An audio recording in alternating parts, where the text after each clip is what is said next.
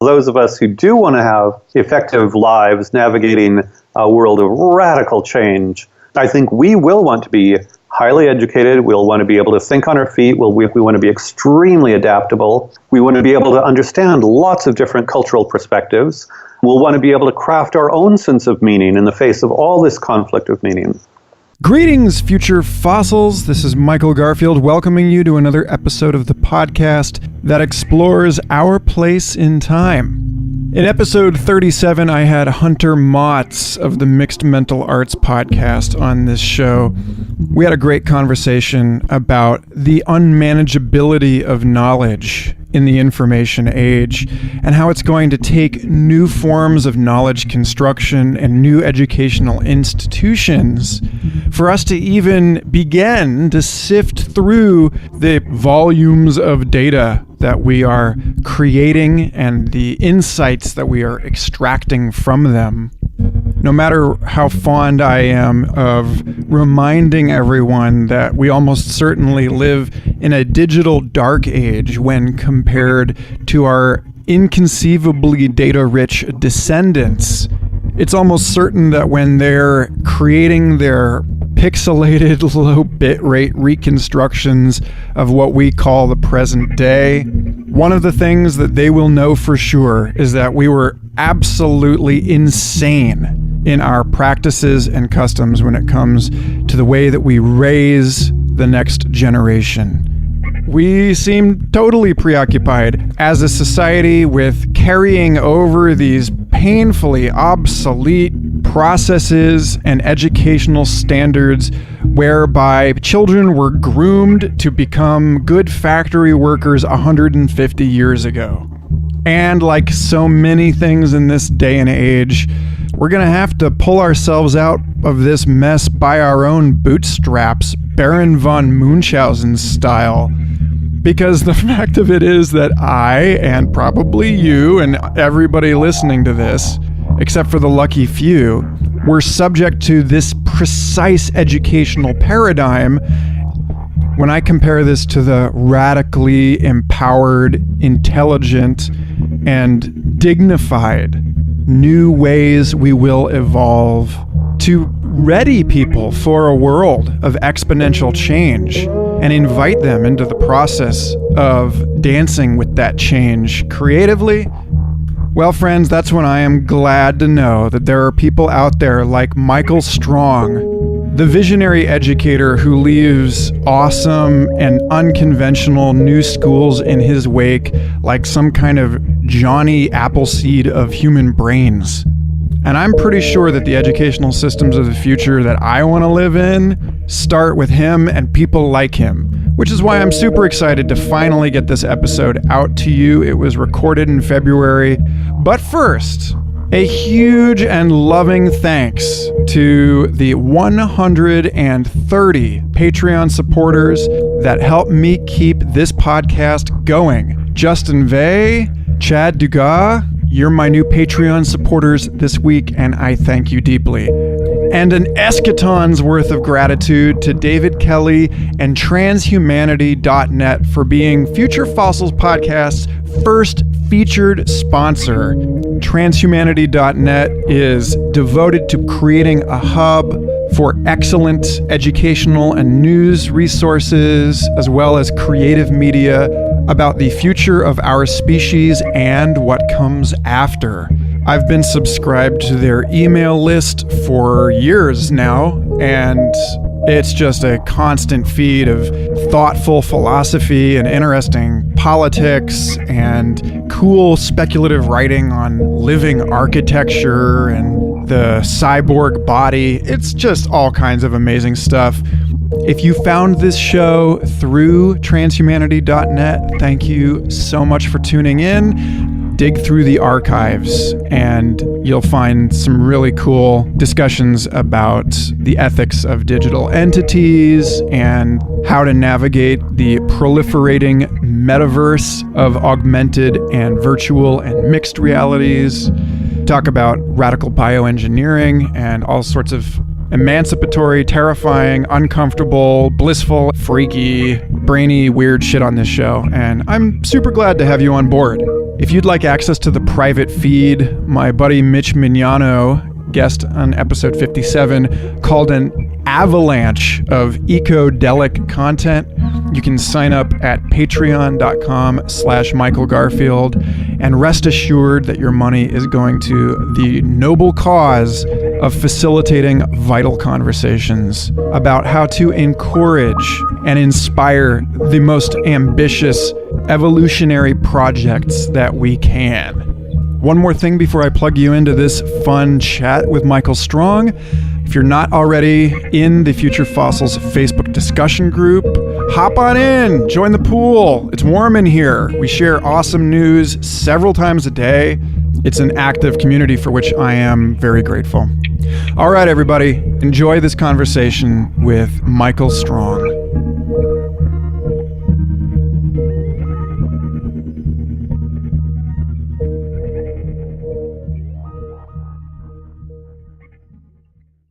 I have complete confidence that spirit of this conversation is capable of like leading it where it may. That's kind of where I put the trust in this, is in the choir angel, as it were. Perfect. Well, I can certainly talk about a lot of things for a long time. So tell me where you want to start. Well, I would love to start with the map of the problematique, right? Which is, we are here at this particular moment. We recognize a specific set of challenges if we are to continue as a species, as a society. And, and you are an educational innovator, and you are someone who supports Socratic practice and entrepreneurship. And I feel like that's the place to start, is by understanding the role that education and entrepreneurship has in shaping the people and the institutions that will carry us through this transition in not only a safe, not safe, right? Because nothing is safe. Creativity isn't safe, but in a sustainable way, or in a way that doesn't result in catastrophe. Right. Well, great. So let me start then by saying that I look forward to the creation of what I call an experience economy, and it's not original to me by any sense, but we're mostly, everybody is working all day, every day to create value for others by means of creating higher quality experiences. So I believe in entrepreneurs of happiness and well-being. Many people have a very materialistic notion around entrepreneurship. And of course, in the industrial age, we needed more cars and more boats and more houses. And for the 6 billion poorest people on Earth, we still need a lot of that. But I see in the developed world, many of us have enough stuff, and many of us are, I would say, going more for quality of life and high quality experiences. And so I'm very much a believer in Maslow's hierarchy. I think that most of us in the developed world really don't need more stuff, and we don't become happier by means of more stuff. We become happier by means of high quality experience, by leading purpose-driven lives, I would say by doing good things with other people, by creating value for ourselves and others in ways that are joyful. So going back to entrepreneurship, then I'll get back to education. I love creating. I think a lot of people love creating, and creating can mean a little drawing on a chalkboard or something. But I think creating better ways of living is the most exciting, fun task for the 21st century. And creating better ways of living could be very diverse. Certainly with schools, I think of secondary school in particular. Middle and high school is more or less prison for about 80% of students. Maybe 20% of students like it, and they go off and, become the world that replicates regular school. But for most kids, apparently there's a whole series of YouTube videos on I hate school. And some of these are really heartbreaking videos of kids just so desperate. I've known kids that are suicidal, depressed, so forth because of school. So in terms of an experience economy, I want to create happy, positive, creative experiences for young people so that they will go on to create happy, productive, creative experiences for more people.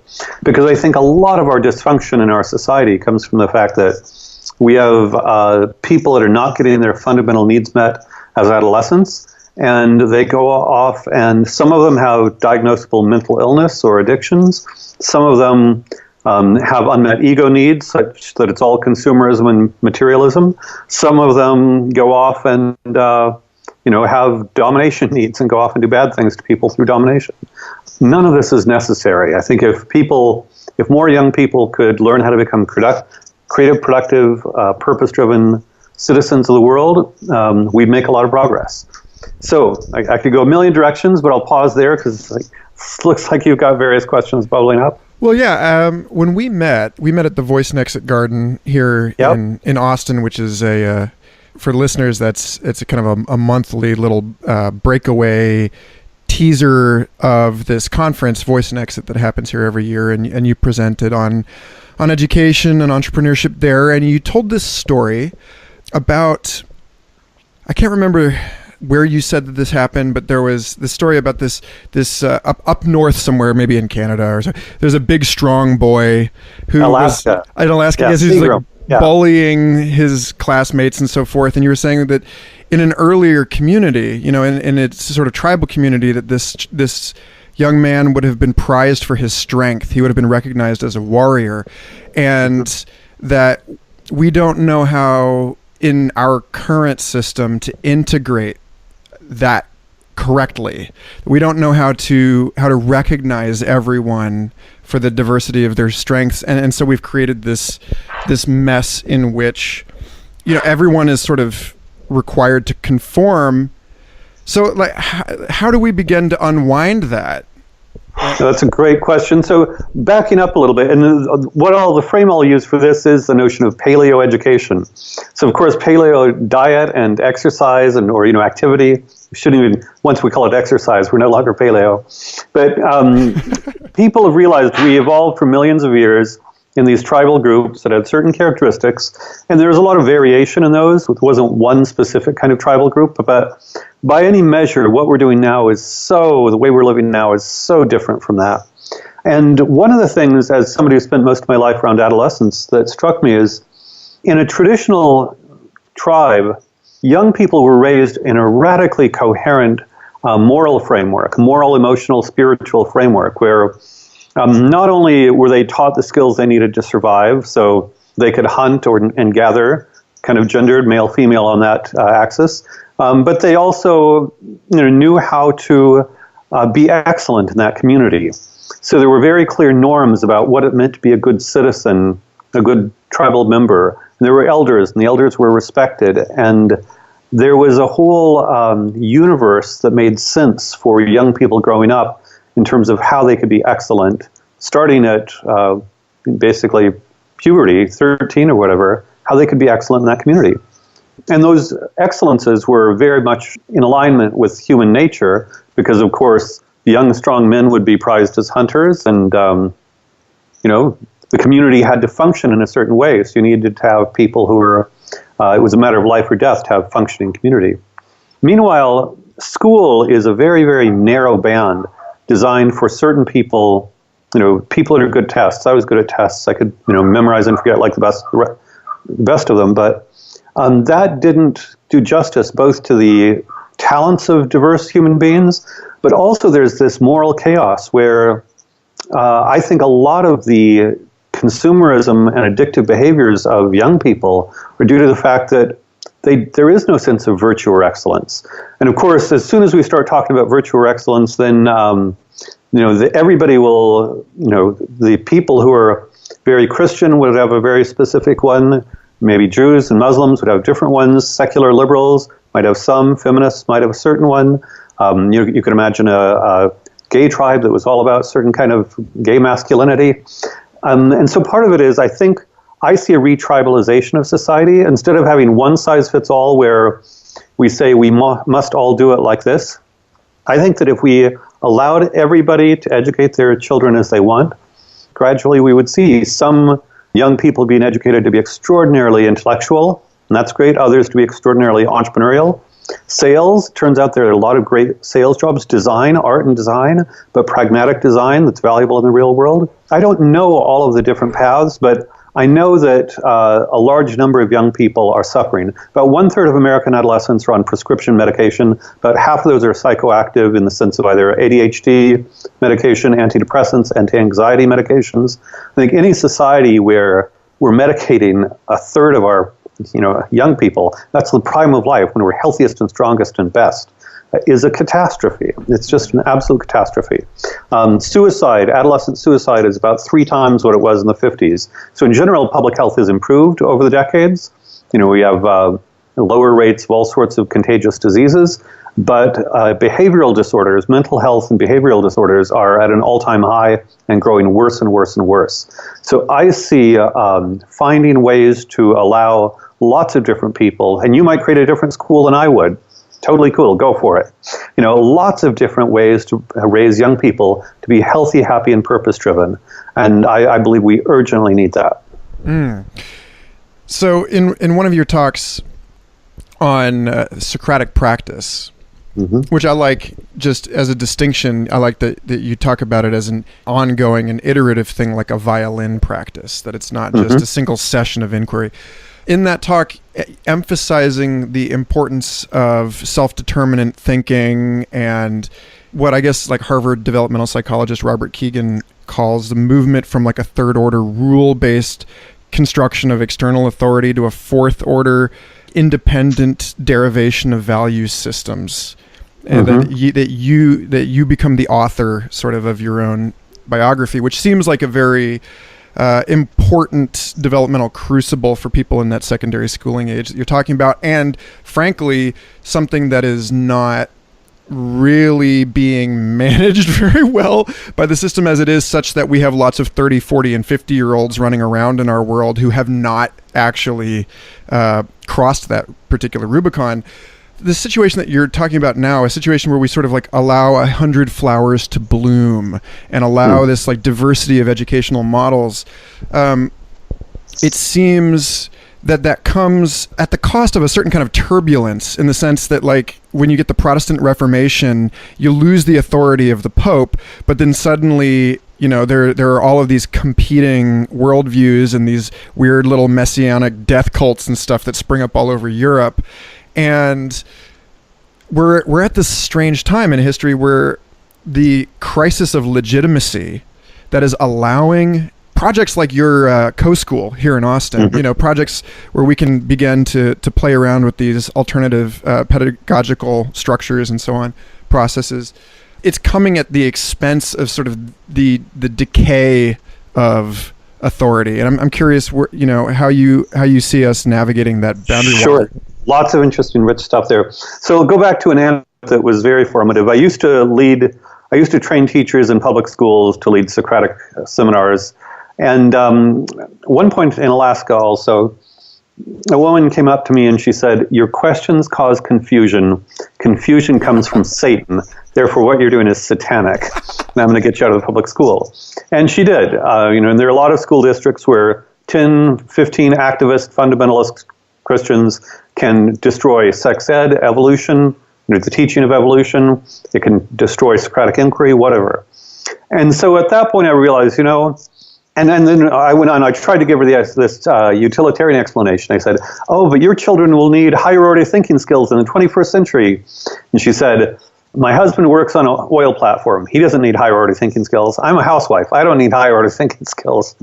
And so I'm like, okay, so we don't have anything in common. So my sense is, God bless them, let them go. Let them go do their own thing. Meanwhile, those of us who do want to have effective lives navigating a world of radical change, I think we will want to be highly educated. We'll want to be able to think on our feet. We want to be extremely adaptable. We want to be able to understand lots of different cultural perspectives. We'll want to be able to craft our own sense of meaning in the face of all this conflict of meaning. Going way back, in ancient Egypt, the pharaoh was God. I think we evolved to be highly hierarchical animals. And yet, I'm very interested in the rise of independent thought, and even Julian Jaynes' rise of consciousness through independent thought, where once you have conflicting moral authorities, and in a traditional tribe, again, you would never have conflicting moral authorities, or that elder might disagree with that elder, but on relatively small ways. You wouldn't have abortion is murder versus abortion is a human right for women. Really different. You might have, we interpret the elder teaching this way or that. But now we live in such a morally chaotic universe. I think unless one wants to go back to a fundamentalist sort of safe haven, and some people do, and again, I don't think we should force them to be other than what they want to do. And it happens, there is, fundamentalism in Judaism, Christianity, Islam, Hinduism. I'm sure there are probably fundamentalist Buddhists in some sense. That impulse to withdraw from the chaos of modernity is huge, because it's really hard to deal with the chaos of modernity, whether it's moral, intellectual, spiritual beliefs, or whether it's just pragmatically, how do I make a living, or even relationship-wise. The norms around relationships are all over the place right now. And so I think either people retreat back into their cocoons of certainty and deep moral coherence that we involved in. The Amish, been doing it for centuries. The Mennonites, in their own ways, the Mormons.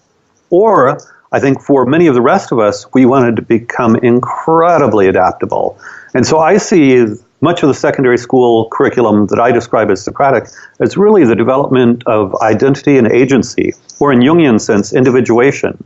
And Kagan, is another way of, there are lots of different ways to talk about it, but once one realizes one can no longer rely on external authority, and one takes responsibility for making sense of the world, and really responsibility for one's life, then education is fundamentally different. It's not about getting the right answer on the history exam. It's about, okay, I want to have an effective, meaningful life for me. These are my relationships, these are my beliefs, these are my commitments, even this is my physiology. How do I manage that? And I think it can take years and years. As you say, many 30 and 40-year-olds don't have it. But I think in adolescence, our students spend a lot of time thinking, talking, and experimenting in lots of ways. And I think that's an appropriate way to develop an identity for the 21st century, so that they'll be able to drop in anywhere and thrive, hopefully. So, in listening to you talk about this, I wonder, there is, because of the contours of our media surround, the nature of our networked environment now, there's enormous pressure to collaborate, to join into larger groups, to form a meta-organism, to participate in the body politic. It seems like it's, moving towards this asymptote of people with brains linked by chips and so on. And in that space, we're moving this focus on an individuated self into this digestive acid of the internet. And I wonder how you understand the way that this context is both supportive and challenging to the process of individuation, where it becomes unclear sometimes whether it's the pressure to conform or the desire to connect. So great question. So I'm going to go back and one can be pessimistic and say it's hopeless, and Facebook, Google, and Amazon will rule us for the rest of eternity. I don't think so, but I can certainly see the case to be concerned about that sort of thing. I've been concerned about electronic addictions for decades. I mean, I often say the best thing about my own education is I was raised in northern Minnesota with bad TV reception. Because even TV is addictive. Many people grew up watching 20, 30 hours a week of TV. And then video games can be very addictive. And now beyond that, we've got the internet and social media and so forth. And it's designed to be addictive. You've got super smart people at Facebook and a ton of money designing to make it addictive. On the other hand, I think people also love connection. We're starved for connection. So one of the ways in which I think the Socratic practice works is it's face-to-face human conversation. And students love it. They long face-to-face human conversation. They actually need some training to make it always or more consistently productive and positive. But with a little bit of practice, we actually can become great at, talking with one another. Voila, in real life. There's another practice in Austin, and not just in Austin, San Francisco, Boulder, called circling, which is more about, being present to your feelings. Joshua Zader, a good friend of mine, describes it as relational meditation. So as opposed to meditation being a solitary activity where, you go in the Buddha cell and try to seek mindlessness, mindlessness, funny, Freudian slip there. One perceives oneself and the other in real time in relationship. And part of the experience economy is I think that there will be some people that are plugged into the TVs and computers and gadgets and whatever, and drugs. I mean, I see being drugged, whether prescription or non-prescription, as an analog to the electronic addictions. But there will be other people, subcultures of people, that go really deep into human connection of various sorts, into connection with nature of various sorts. And I see those subcultures as the future. So I guess I have a great faith in, a lot of dystopian novels have the small cadre of people that want the truth and real human life and love with all its pain and all of that. So I don't think we're quite in the deep dystopia, but I think my hope certainly is in these subcultures that are bubbling up all over the place. Even yoga, people make fun of how consumerist yoga is. Yes, it's not what the ancient Indian yogis were doing by a long shot. And yet it's people wanting physical activity and something that's very peaceful and serene, and there's an appetite for something different. So I'm very generous. As long as people are moving in the right direction, I'm very hopeful and generous, and I think we just need to validate it for more people. Most people are, frankly, sheep. They do whatever everybody else is doing. But as we have subcultures where it's normal to behave in different ways, and hopefully ways that are healthier to the human spirit and more enjoyable ultimately, I think there will be abundant people moving in the direction of health and well-being. So this talking about, most people are sheep, or as a friend of mine calls them, bowlers, like watching, just looking down the lanes of the bowling alley, people going through the motions, Yep. And it really is so ingrained in us biologically, like you said, this hierarchical thinking, all of the ways that we look to the taller person in the room, or the more handsome or seemingly intelligent person. And, all the recent research on the ways that we are consulting other people before voicing what we believe to be our own opinions. And so is this a thing that you believe deserves to be attacked directly in adults? That this is a thing that really ought to be sort of worked out, or have you just sort of emphasized training the next generation of people on that one? So rather than say attacked, my theme is criticized by creating. So rather than attacked, I think the more space we can make for individuality and respect for people's individual paths, the better. And so I love Austin's Keep Austin Weird. It does create space for individuality. One of the things I love about the San Francisco Bay Area is no matter how weird you are here, there's somebody weirder. Yes. I can totally guarantee it. But I think in lots of ways, when I say developing identity and agency, those are just words without a lot of meaning. But ultimately it means one is free from what one is afraid other people might be thinking. And I think we can be very proactive at all levels in terms of respecting people for being who they are, even when they're very different from us, even when it doesn't make sense. I am instinctively against enforced conformism. It's one of the reasons I hate the whole, politically correct movement. If somebody believes something, outrageous, I'd rather hear it. I want to hear who they are authentically, and then we can talk about it. But even eating disorders with teenage girls, which is a horrible epidemic, there's this notion, I have to be like all of these other images and so forth, and it's killing young women. I want everybody really to be who they are. Dolly Parton once said, "Find out who you are and do it on purpose," and I love that. I think the more of us. People often say that one of the great things about being old is you don't give a shit about what other people think anymore.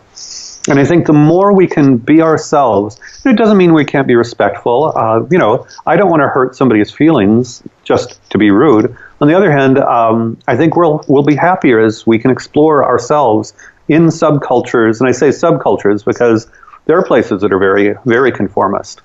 But I like the deliberate cultivation of subcultures in celebration of individuality. Mutual respect, but individuality. Kind of reminds me of Pierre Teilhard de Chardin saying hyper-collectivization leads to hyper-personalization, and that, the more complex our society, or like the larger our frame of reference, the more intricate our systems of like social, economic, cultural, psychological interdependence, the more roles we have created for ourselves in this world, to the point where today, it seems like most of my friends can't even succinctly describe what they do for a living, because it's so idiosyncratic and bizarre and hyphenated. And I'm curious if you see that as a trend moving into a world in which maybe we have, one job per person, that it's like just totally individuated. Well, one job per person is sort of extreme. I'm going to go at it from a slightly different perspective, which is, and this goes into the experience economy. I'm fascinated with the development of new and different and fascinating aesthetics. So, you have a certain aesthetic for your podcast. There's a certain aesthetic in every restaurant, every retail organization. I once knew somebody who was into test tube static. They take 1950s test tubes from amplifiers, and each one had a characteristic static. And apparently there were some test tubes that had a better static than, for me it's just like noise. But, and with wine, onophiles love certain kinds of wines. And now we see the aesthetics of Scotch and rye and, tequila and yada, yada, yada, yada, yada, yada. But I think what's great about that is in a different way, it's people discovering new and better ways to enjoy life. And so, there are these disputes as to whether, should we regard autism as a disability or not? Forget it. People are different. Let's have an aesthetic of what's it like to be an amazing person in this way. And back in the 20th century, they may have caused that autistic. I don't care what they called it back then. They used to call a lot of what women did hysterics in the 19th century. Let's find ways to enjoy life and enjoy each other and refine endlessly. For a while, I practiced Tai Chi with a Taiwanese master, and there were different sorts of internal experiences that one would experience over time. And I could see this whole internal world that I'd never experienced before and would never have known existed had I not studied this internal Tai Chi.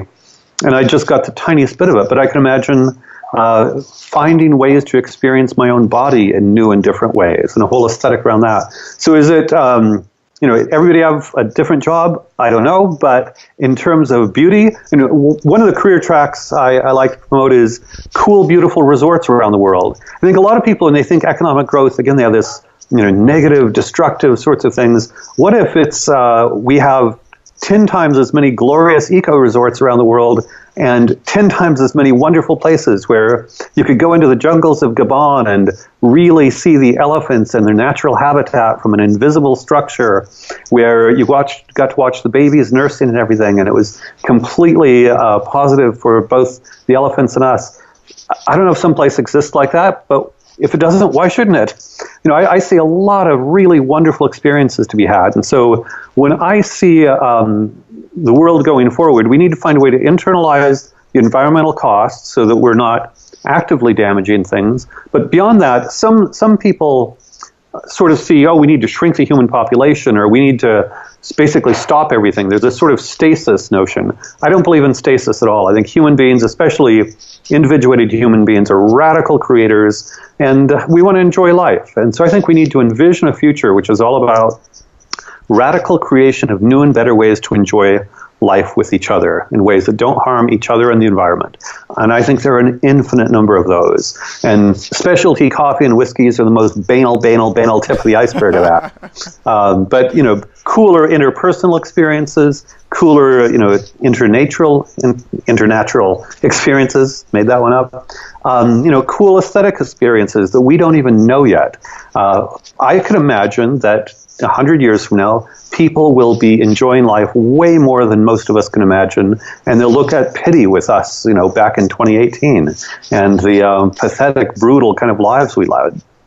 I'm sure you've seen that famous clip of Louis C.K. on Conan O'Brien talking about how everything's amazing and nobody's happy. One of my favorite clips. Yeah, and you alluded to that in one of your TED Talks, this question of like, well, where are we on the curve? How grateful should we be right now for everything that, for this mountain of bones that we're standing on? And, it is a good question because you look over from where I'm standing, I look on one side, I see Steven Pinker and the better angels of our nature, and this sort of self-congratulatory argument, that we're on this curve to betterness. And then, you've got on the other end of it, you've got somebody like Chris Ryan, author of Civilized to Death, who's making the case that we have created a sort of Calcutta Zoo for ourselves, that not only have we domesticated ourselves, we've done so in a way that looks sort of, it doesn't actually resemble our natural habitat, and we're out of sync with everything now. And so how grateful should we be? I mean, obviously this is an open-ended Socratic process, right? So I'm not going to defer to your authority on this, but sure. So first of all, my wife is from Senegal, Africa, one of the 30 poorest countries on earth, and we spend time there regularly.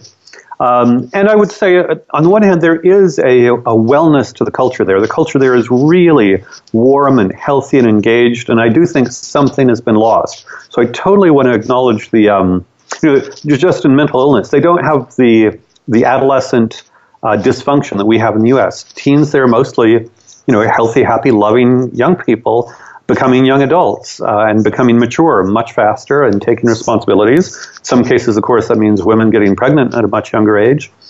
But there's not this sense of distress, emotional distress that there is in the West.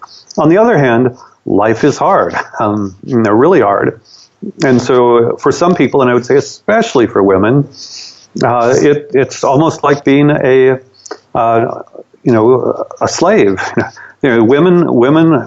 There's a wonderful video about the washing machine and the extent to which the washing machine has maybe done more to liberate women than all of feminism. Hans Rosling has something like that. It's a provocative way to think about it, but washing clothes by hand is a lot of work. And especially if you have to gather the water and make your own soap and babies are dirty, filthy creatures if you don't have modern laundry. Really gross. And so, when we say how grateful, we have a lot to be grateful for. And so my approach is, look, any of us who have the comforts that we all have in the developed world, or most of us, obviously there are homeless and people in dysfunction and chronic poverty and so forth, but easily 90% of us in the United States have lives that are so much better physically and materially than most people in Senegal do. It's a no-brainer. That said, the emotional distress issue is real and huge, and as a consequence, instead of kind of looking back and saying, oh, we should have stayed there, that's just not realistic. Instead, I'm very interested in this going forward. How do we create healthier, more positive cultures going forward? And actually, I think a lot of us are living that. I have a pretty nice life. I enjoy most of what I do most of the time. And I could be stressed and freaked out and so forth about this and that. There are always things to be stressed and freaked out about if you want to. But, a lot of people, if they choose not to be in a rat race, if they choose meaningful work, if they choose positive relationships, they can live a really wonderful life. So when people talk about, all the rat race and the horrors and everything, I know people who go and, live in a house in the middle of nowhere, and you can live cheaply in the middle of nowhere and grow a garden and, work a few hours a week and have a wonderful life. If you are very deliberate and strategic, you do not have to be stressed in the modern world. It's all a matter of, again, frugality. People in Senegal, live average $1 a day and so forth. You can't quite do that here, but you could live really frugally and simply. And I've known people that have gone off the grid and lived on nothing. And I can imagine doing that. If I get sick of it, maybe I'll go off the grid and live for a few years. But these are life choices we have. I guess this is part of agency and identity. It's for people who feel stuck in the rat race. Hello, let's start making decisions to get you out of it. It's not magic. It may take time if people have a huge mortgage and certain kind of social expectations. Okay, let's start to unwind that. But I feel as if there's a substantial cohort of people that are living pretty nice, purpose-driven, experience-based lives. It's not too esoteric. You may not like this or that flavor of their lives. Maybe you don't want to be off the grid. Maybe you like Costa Rica. Okay, whatever. But there are lots of cool options.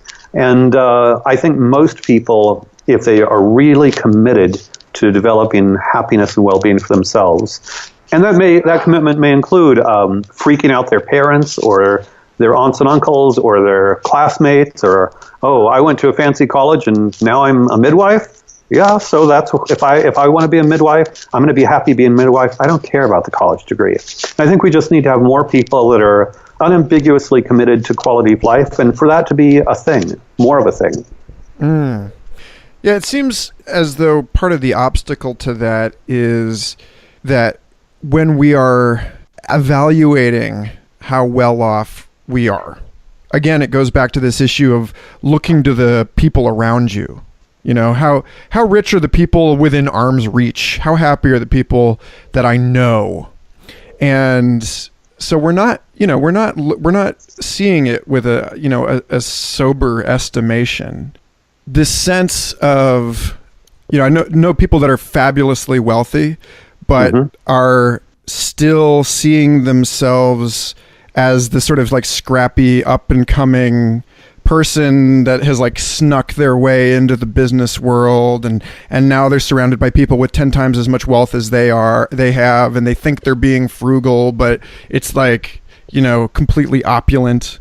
And I don't know, it seems to me as though part of it must be like for people to really take that objective sort of sober appraisal and to marshal the courage to distinguish themselves from the expectations of their surround, that we have to draw a bigger circle than we've been drawing. Well, and that's partly why I talk about subcultures all the time. There's a little cliche of we are an average of the 5 people we spend the most time with. I have been with 5 people who drink beer. I'll go out and drink beer at 6 every night. Or I've been around people who wake up at 5 and do yoga every day, and I'll be that. And I'm pretty independent. So I think we need to be a lot more deliberate about the subcultures and to realize there are lots of subcultures. A lot of times I realize that I read these things about U.S. culture as if it's this monolith.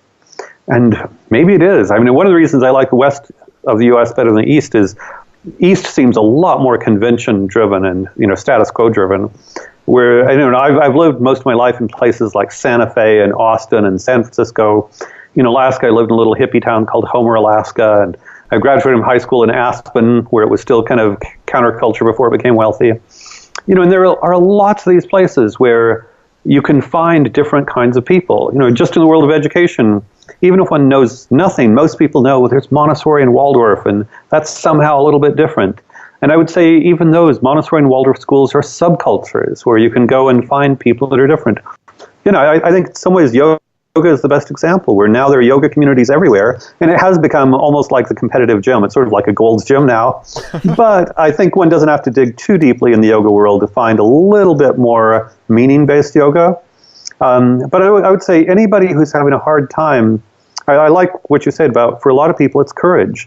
And it's a matter of who do I disappoint and how much am I sacrificing my soul right now by trying to avoid disappointing X, Y, and Z. And I think it needs to be a conscious calculation. Say, well, I would really like to live a life that looked like this. And these are the people that would freak out or would criticize or I would disappoint or whatever. And if one chooses to stay embedded in the stressful life, then at least it's a conscious decision driven by one's own identity and agency. Oh, I don't want to be stuck in this life in the suburbs with a job I hate, but I don't want to disappoint these 10 people. Therefore, I'm going to continue, even at a cost to my physical health, mental and emotional health. I'm going to continue this life and, die at 70 because of chronic diseases. I'm being harsh, but you know what I mean? That is, I actually think once more people start talking out loud about these kinds of decisions, I suspect large numbers of them would begin taking steps. Again, it's a gradual thing, but they would begin taking steps. And we already see it. There are estimates that 1/3 of U.S. consumers are cultural creatives, which means that there are meaning-based decisions in at least some of their consumption decisions, and that's a very low bar. Maybe it means they buy a product that is described as green every once in a while, whatever. But they're going beyond the conventional boxes a little bit, and they're looking for something else. Because of the worlds I travel in, I know a lot of mid-career professionals. They get to 40 or 50, they've made enough money, and they want to devote the rest of their life to meaning. And, I don't have any hard statistics on what percentage of the population are there, but I think we live in a golden age of people retiring early and devoting the rest of their life to meaning. And as this becomes more of a valid path, maybe we need to have a club. I dropped out and had fun in life. And then there are practical issues too. When you're raising kids, you need to earn enough money to take care of the kids. So I think it's all a matter of helping people separate and have more valid communities. Again, I like what you said about the authority there. Certain people regard the mainstream as some kind of authority. For me, it's just like, it's all bullshit. And, once you get rid of that, then you have radical freedom in terms of where you go, and it's just, choices. Well, can we do a little story time? Can Sure. I ask how you came to this in your own life? How you came to... Did you hit the floor believing that the mainstream was bullshit, or was it something that came to you gradually? I think I was blessed. I think, my grandfather, who's been dead for a while, was known for not particularly wanting to play with toys as he was a little kid. And, and that's pretty unusual for kids. Everybody, he didn't even want to play with toys. So I think I've always had, and maybe even a little bit of that genetic inherited, just, serious about purpose sort of thing. And he was very serious about purpose. And the other thing is my parents were uneducated, and I happen, in probably escapism, I got into reading. My father was actually violent, and so some of it was literally escaping from violence to go read in my bedroom. But, my parents had no expectations. So when I got to Harvard, I had good test scores. My school said you should go to Harvard, so I went to Harvard. My parents, all they knew was I was going to college back east somewhere. So my mother discovered 20 years later when my half-sister went to college that, Harvard was hard to get into. It's quite possible my father is still not aware of that. And when I compare that background to so many people who feel such heavy expectations from their parents, basically my parents had zero expectations. And they were just, my mom was 16 when I was born and my dad was 18. And, they were young parents, just working class people trying to live a life. And so I happen to be free. I'm remarkably free. So when I talk about people having to break relationships with maybe their parents or disappoint, I had a head start in that respect because I was relatively free from that whole set of expectations. And, once I was off as an educated person, kind of with no family expectations around me, then I was totally free to just kind of go wherever. And I've always had kind of an exploring spirit. And then again, I think it's fortunate I, lived in the West, graduated from high school in Aspen, went to St. John's, Santa Fe. Santa Fe is very counterculture. And everywhere I've been attracted to these counterculture. And I think I don't realize how unusual it is to have lived in these places. I think of places like Austin, Santa Fe, San Francisco as normal, whereas they probably, they're the outliers. And so there are, millions, tens of millions of people in New York and Massachusetts and Indiana that are suffering from a social conformism that I barely am aware of. So you've been a part of the genesis of a number of schools. You have, you've trained educators, you've written books on this. And I'm curious, what are some of the indicators or like the tools perhaps when you're seeing somebody have this developmental revelation? When they come into their own in this way, when they find a self-possession and a peace with this relocating the center of sovereignty within themselves, like how do you see people getting there, and what seems to be helpful in terms of their personal disposition or the structure of their environment to like assist in this? That's a great question. I would say, again, one of the reasons that I've conceptualized the Socratic as a Socratic practice, day in, day out in the habit of it, is when I first start leading a discussion with students, very often they're surprised, and there's a period where it takes some time to gain trust, where they're surprised that I will let them have their thoughts, have their own thoughts, which sounds strange, but when you think about it, school is all about the teacher stuffing his or her thoughts into the kid's head or the curriculum. And that's what school is about, is, if I ask you a question about what are the causes of the Civil War, I have an answer from the history textbook that needs to go in your head, and you need to spit that answer out on a test. And then I will validate you by giving you an A to say, you're a good boy because you gave me the answer that I told you to give me. And it's just, so for me personally, it's a repulsive human interaction that I think if any of us went to a social event and we were treated as a teacher treats a student, we would basically, it'd be offended, like, fuck you, asshole, get out of here. But that's how teachers teach. Most teachers interact with most students most of the time for years of schooling. And so in terms of liberating them, I ask them a question and then, totally authentic. What do you think? And, and it takes a while to build trust because they think, is he playing a game? At some point, is he going to kind of put on the thumb screws and say, aha, no, you have to say this. Gotcha. Yeah.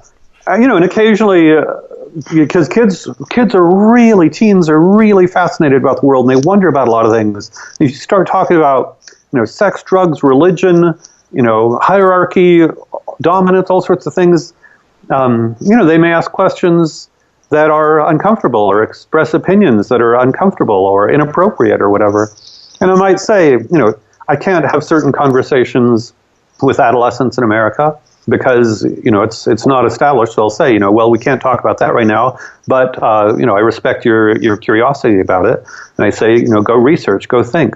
But I'll go pretty far in terms of, if somebody, I've had students say that they think the human race is evil and most of us should be killed. Okay. So how do you want to go about that? How do we get to pick which ones live and which ones die? Just totally authentically curious and really drawing them out. And usually I have great trust in the process. I think most of the time, if we extrapolate even what seem to be pretty nasty beliefs, most of the time they become tamed. And so that builds a lot of trust when students see that I'm really going to let them, say what they want to say, as long as they're not rude to each other, think what they're going to think. I'll be very bare bones about, if they talk about something that, is not really related to what we're supposed to be. And part of what I do is frame it. We read difficult articles. And so if we are completely out of the article for a long time, I might say, look, because this is a school, we need to learn how to read more difficult materials. We should come back and connect it. No rush, but we do need to do this over time. Do you see why? Does it make sense? I go through exactly, your parents expecting this. And so it's not about me manipulating them. I'm just, hey guys, this is a situation. If you want to go and do this outside of school, totally cool. And a lot of it is treat them like humans. A lot of kids at the schools I create just feel like they've been treated more like humans than they are normally. And what that does is that, again, identity and agency. If you are treated as if you're a human, where you can make your own decisions authentically in real time, and you can develop your own identity authentically in real time, it's very empowering. And then once they also see that, we're trying to develop a culture where peer-to-peer that's happening too. So we don't want some peers to shut down other peers. It's like, wait, she had something to say. What are you saying? Or, wait, you may not like his beliefs, but let's hear him. Once we sort of model this, let's get it out there, then very often they become excited about this possibility of, authentic human engagement. It's a natural appetite. I had Hunter Mots on the show. He was the co-author of Straight A Conspiracy, and he has a lot of the same criticisms of education that you do. And his podcast, Mixed Mental Arts, is looking at how we are going to reconstruct education in a world where we have this total glut of information that the experts themselves are now at a loss to try and track and integrate.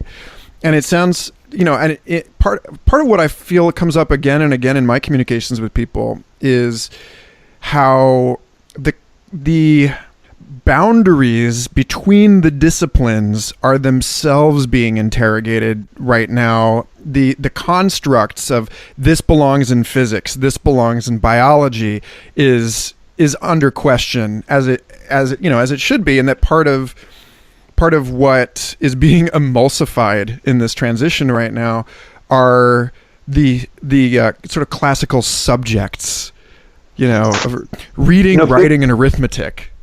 Big time, and even just very concretely. So I want to scale innovative education.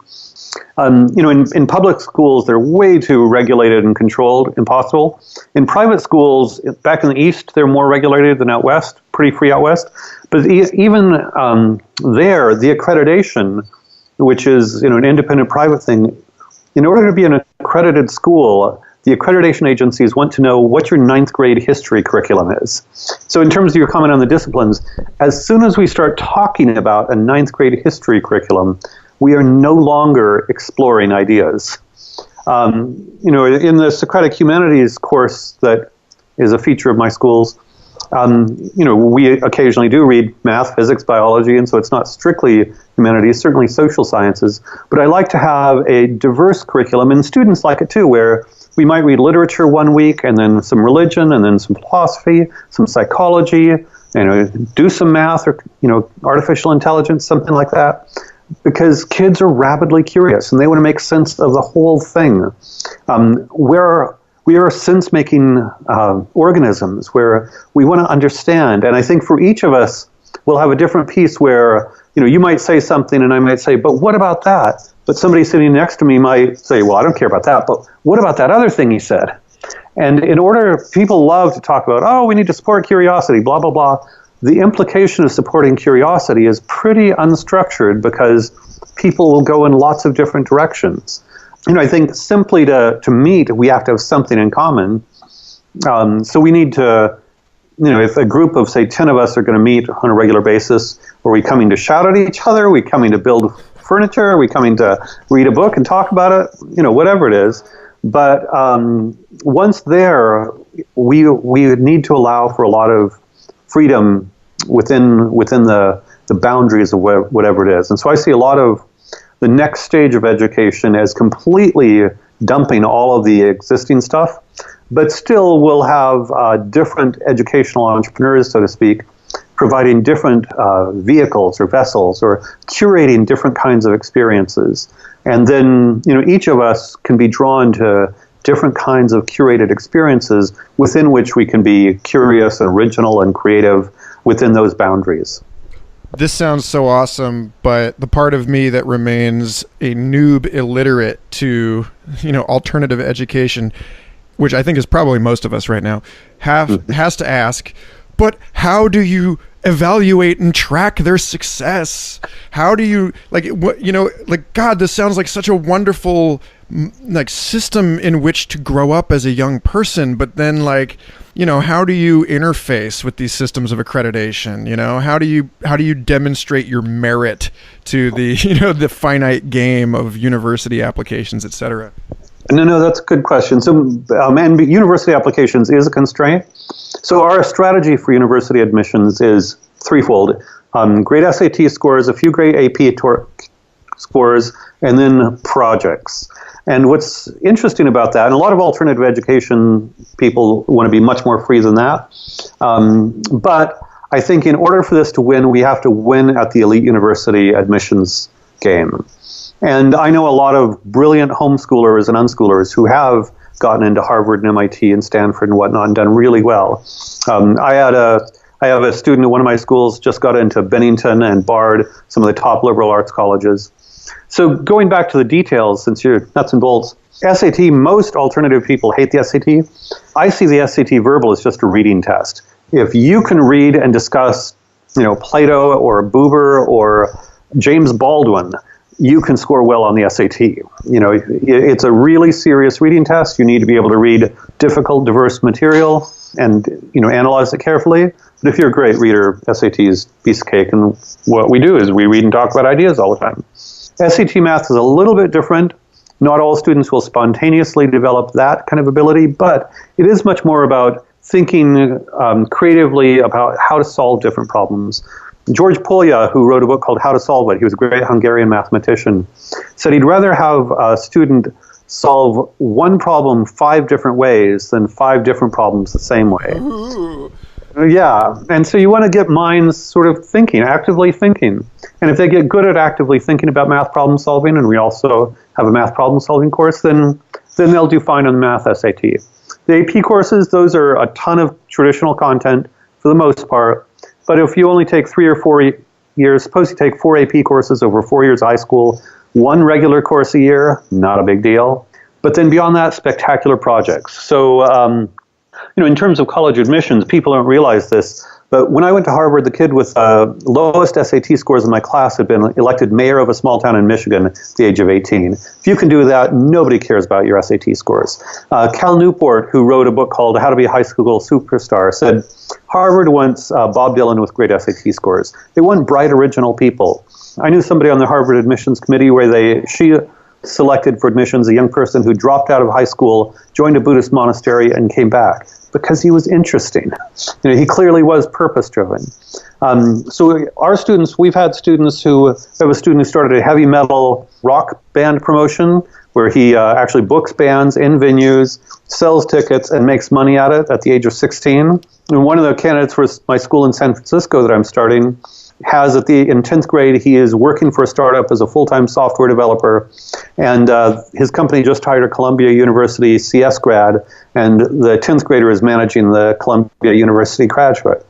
And so there are cool teens doing cool things all over the place. And this is more alignment. In traditional societies, at the age of 13, you're grown up. Benjamin Franklin, Thomas Edison, all these people, Andrew Carnegie, started their lives at the age of 13.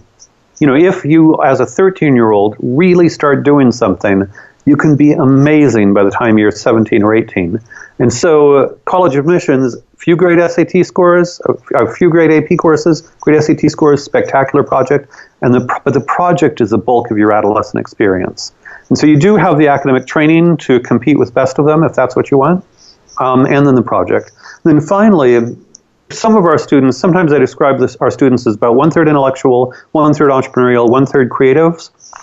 The entrepreneurs sometimes just go right into creating companies, forget college. With the creatives, I'm a great believer the 21st century is a golden age of creatives. You can still be a poor, starving artist, but if you can use your creative abilities in the commercial world, UX design or product design, industrial design, all sorts of graphic design, all sorts of visual, video production, those sorts of skills are really valuable if you're good at what you do and are extremely professional. So some of our creatives go right into the workforce. In other cases, they'll go to art school, design school, film school, and for those sorts of institutions, a portfolio is much more important than academics anyway. So if you're 14 and you're a brilliant creative, we may not have you do a whole bunch of math. If you're meanwhile, rocking it on the creative side, let's get you to be a world-class professional by the time you're 17 or 18. And I think allowing kids to do those sorts of alternative paths, if you will, but also, in a certain the startup sector, these are not so alternative anymore. And so in some ways, I'm used to kind of the alternative Austin, San Francisco, but it's also the startup. And I think there's not a coincidence that the startup culture was seated in places that are highly original. Once saw a good documentary in Silicon Valley that said, the 1849ers, the gold rush, and all the prostitution and gambling in San Francisco, the late 19th century, in part gave it its craziness, which led to the 60s and Haight-Ashbury and all the craziness there. And it's not an accident that Silicon Valley was founded in a place that had a lot of radical cultural openness. So I see the startup culture is deeply aligned with the, let's be ourselves and let's do our own thing. And that's the future. Yeah, there's this Silicon Valley coverage by Forbes on their underground proliferation of microdosing, the encouragement of discursive, nonlinear, creative thinking. Well, we're coming up. We're on an hour here, so I'd like to tie a bow on this with you. I like to end these episodes typically by inviting you to answer a two-part question. Mm-hmm. And the first part is sort of, if you understand this recording, and then in a broader sense, this life as happening with, in the light of the audience of the future, or sort of like if you're aware that the actions of your life and the things that we've discussed here are being observed, are being understood, interpreted, considered, does that change the way that you think, or do you already think that way? And if so, how does that inform your life and activity? And then the second part of that is, if you could send a message into the future, to a future version of yourself or whatever, what would that message be, or that question? Yeah, so, I very much think in the future, and I feel like, I hope the future that I believe in exists. I want to acknowledge that it could be, nuclear war is a possibility. It could be that we'll have a horrible nuclear war in the next 5, 10, 20 years, and it'll destroy everything. And so I can't promise anybody that the future is going to be benign and good. That said, I think our best hope for creating a future that is benign and good is for people to get out of their immediate pain, anger, hatred, limitation, and think expansively about possibility, and to nurture that best part of themselves that is open in new ways and wants to create a better world, not in a dogmatic, preaching, aggressive way, but in a lot of ways by exemplifying it. So, I think when I look back, when I think of history, I'm not terribly interested in political history, World War I, World War II, blah, blah, blah, blah. I'm really interested in the history of innovation, independent thought, entrepreneurship, the people that really changed the world by means of doing something new and different. And very often it was extremely lonely and strange initially. And so I want people now to be open to things that may seem strange and marginal, with the understanding that these things evolve in all sorts of ways, and let's be generous towards them. So kind of going forward, I would hope and expect that if the future does allow these beautiful, strange aesthetics to subcultures to grow and develop, that at least I was in tune with these possibilities, even if I may personally have been on the right, may not have been on the right, riding the right wave, so to speak. Well, that's beautiful. That's beautiful. Michael, thank you so much for joining us. Where can people link up with you and your work? Yeah, so I'm founding a new school in San Francisco, the Academy of Thought and Industry, and so they can certainly contact me through that. I also have a website, Radical Social Entrepreneurs. I'm a great believer in being a radical social entrepreneur. And they can also follow me on Facebook. My wife, Magat Wade, is a beautiful, dark-skinned Senegalese woman, so there are many Michael Strongs out here, but I'm the only one that happens to be married to, as far as I know, a beautiful Senegalese woman. Awesome. Well, thanks for joining us on the show today. Thanks, Michael. Take care. Thanks again for listening. I hope you enjoyed that episode as much as I did. Future Fossils is part of the Mind Pod Network, along with Third Eye Drops, the Astral Hustle, Synchronicity Podcast, and an oodle of other fascinating programs. I encourage you to go to mindpodnetwork.com and subscribe to them all. And stay tuned, because we have some awesome episodes coming up on Future Fossils. But for now, may your now be exquisite, long, and wonderful. Understanding that we've got a lot more to learn. The work is not done here.